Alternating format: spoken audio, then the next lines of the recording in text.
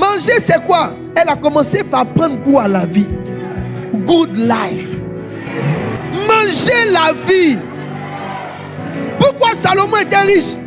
Salomon était riche parce que Dieu ne donne pas à qui ne profite pas. Quand vous profitez de la vie, Dieu intensifie votre vie. La vie, ce n'est pas seulement parler en langue. Il y a des gens qui se lèvent et on va à Sini. Salomon dit, ça sert à quoi? De travailler. Tu n'as pas profité. Quelqu'un qui n'a pas connu ta douleur va venir après. C'est même pas qu'il va profiter, il va s'amuser avec. L'offense là est intense parce que vous ne vivez pas. Vous ne prenez pas plaisir. Vous n'avez pas un plan personnel de joie. Manger, c'est quoi? Elle a commencé par prendre goût à la vie. Good life. Good life. Vous ne sortez jamais. Je vous ai dit qu'il y a un niveau de la vie. Il y a un niveau de la vie. Ce n'est pas ce qu'on fait qui fait que tu souffres. C'est parce qu'il n'y a pas beaucoup de bonheur en toi. Quand il y a beaucoup de bonheur en toi, quand les gens se lèvent, tu ne ressens pas ce qu'ils font. Parce que tu es déjà pleinement dans le bonheur. L'enseignement que j'enseigne, ce n'est pas pour que vous essuyez vos larmes. C'est pour que vous commenciez à vivre la vie. La Bible dit, elle mangea. Vous devez manger. Manger la vie.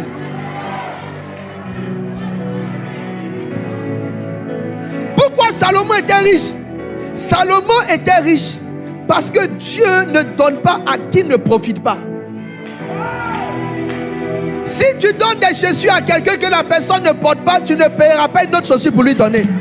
Ce que tu donnes à quelqu'un est lié au fait qu'il profite de la chose. Quand vous profitez de la vie, Dieu intensifie votre vie. La vie, ce n'est pas seulement parler en langue. Il y a des gens qui se lèvent et on va à Sini.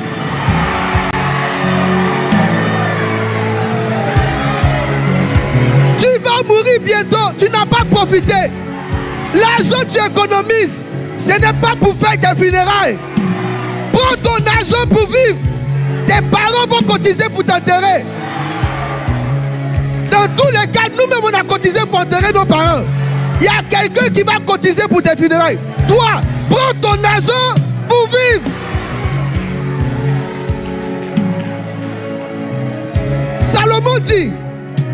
Salomon dit, ça sert à quoi? De travailler. Tu n'as pas profité. Quelqu'un qui n'a pas connu ta douleur va venir après. C'est même pas qu'il va profiter, il va s'amuser avec. Paye-toi un bon vêtement, du bon coton, que le coton puisse masser ton corps. Sérieux. L'offense là est intense parce que vous ne vivez pas. Vous ne prenez pas plaisir. Vous n'avez pas un plan personnel de joie. Au lieu d'attendre que la douleur vienne à toi, va chercher la joie. Au lieu de rester là pour attendre la future offense ou la future personne qui va te faire du mal, toi-même, planifie ta vie pour aller vers la joie et la joie intense.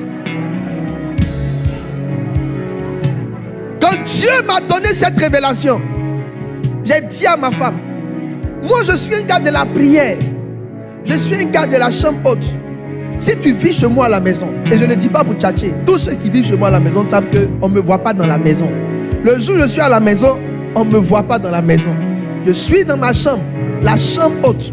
C'est là-bas que je suis, en train de lire mes livres, écouter mes enseignements.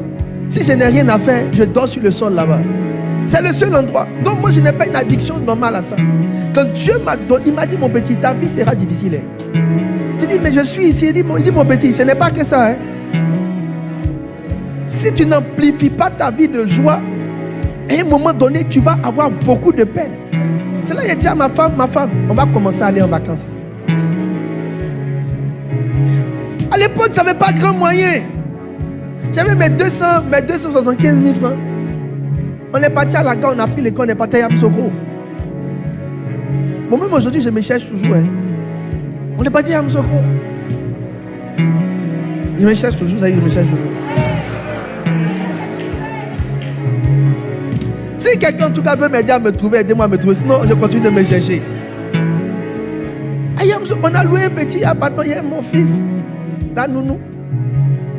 On a trouvé un coin, une piscine, on est parti nager. On nageait. La vie est belle. Faut pas nager, hein? Frère, on nageait.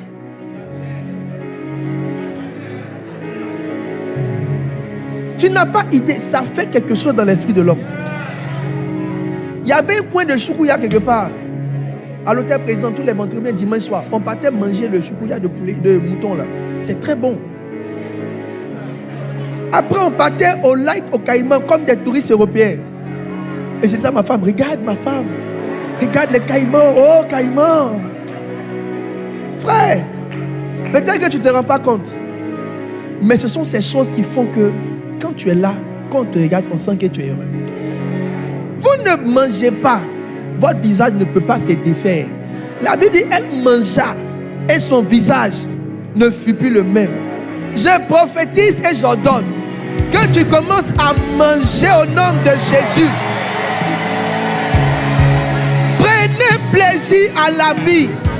Ma mère spirituelle, quand elle m'a écrit ce soir, elle m'a dit, Dieu lui a dit qu'on doit finir le jeûne dans la joie. Donc aujourd'hui jusqu'à demain, c'est la joie. C'est good life, good life.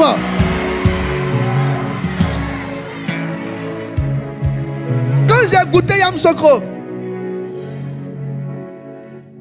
une sœur m'a dit, bon papa, tu as parti à Dubaï. J'ai dit, moi je n'ai pas les grands moyens. Dubaï, il y a payé billet d'avion. Moi j'ai 2 enfants, mais combien d'enfants là? 2, 3. Il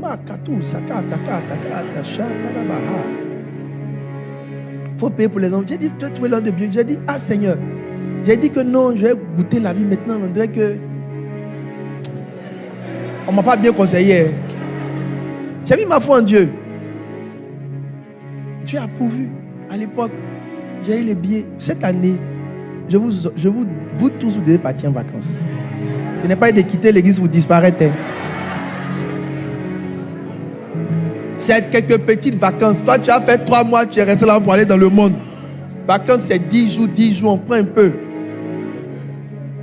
Prends ta femme, va un peu, va à Dubaï. Là-bas, il n'y a pas beaucoup de visas. Et puis, c'est un coin qui est bien, c'est conçu pour les vacances. Il ne faut pas avoir peur, Dieu va te donner la sagesse. On n'a pas beaucoup de moyens. Quand on partait, j'ai dit à ma femme, allons. Je vous ai dit un peu hier. Au sauveur, il a mis à checker dans les valises. Elle a mis à checker dans les valises. J'ai dit, ma femme, il ne faut pas faire comme les Africains. On les va checker là. C'est quand elle a fait de voyager, elle a nourri tout ça. On est des gens élevés.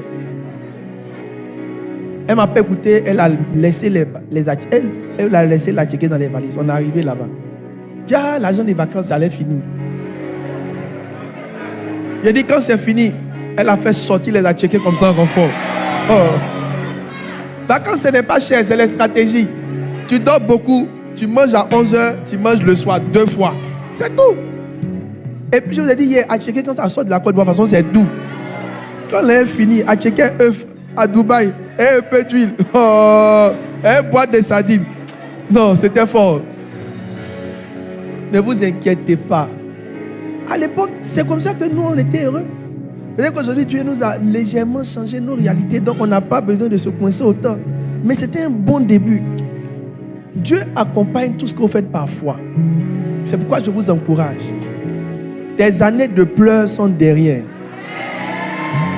Maintenant, tu dois rentrer dans les années de jouissance où tu profites. Satan rit quand tu pleures, Satan pleure quand tu ris. Le temps pour toi est arrivé de rire. La Bible dit, Anne mangea et son visage ne fut plus le... Je prophétise que Dieu te donne des opportunités de joie dans cette saison. Que chacun commence au niveau là où il est. Il y a des gens qui ont une mauvaise logique de l'épargne et de l'économie. On travaille pour profiter de son travail. Toi, tu adores ton argent. Ton propre argent que tu vas bouffer pour toi-même, ton cœur te fait mal.